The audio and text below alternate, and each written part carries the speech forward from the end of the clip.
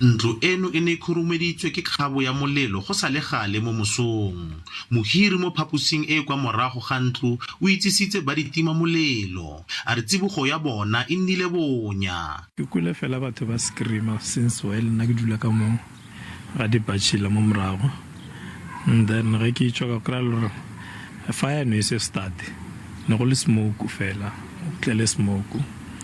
and then ntho le reng ke e dirile ke thabisitse dithaola ke a ba fa tsona ka mogare gore ba e kwale ka tsona while other people they are trying to help, and then ke a driver ke a ko fire station ko Philip Nel ke lata ba fire. Unfortunately they take their own time because ba mputse ba emetse report, which is I don't know what kind of a report gore batle because they will report by myself go ya kana. Kgato ya ka bonako ya moagisane e falodisitse mme wa dingwaga di le 40 le ngwana wa gagwe yo dingwaga di le 3. Ke fumane ntlo sentse e tjha malakabela maholo, and there were people screaming inside the house.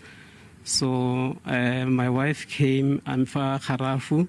I tried to break the butler with the spade, but kaskhone, and then mampa slepe ka khatha butler kabula, and then ka khona ho ntsha ngwana ka mme ka mona ka ntle na ke fetsa ka boela hape ka bula butler mo gore mme a khone ho tla ka mohoya a khona ho tswa. Go santse go sa itsewe se se bakileng molelo fela ba ditirelo tsa potlako ba re gone go kgaotswe tlamelo ya motlakase mo kgaolong fa molelo o runya. Re rata go eletsa baagi gore ga go na le kgaogo ya motlakase ba dire ka bojotlhe gore dilo di diriswa tse di ka mo ntlong ba di time mo go kgonagalang ba di tlose le mo maboteng mo di tlhomelwang ko teng, ebile ga ba ka tswelela pele maybe go apaya ka ditofo tsa parafene kgotsa tsa gase ba seke ba tseya didiriswa tseo ba di beya mo dimo ga ditofo tsa motlakase ha motlakase o kgaogile. Baswi ba batlhano ba akaretsa banna ba le 4 ba dingwaga di le 6, 80, 22 le 24 le mme wa dingwaga di le 44.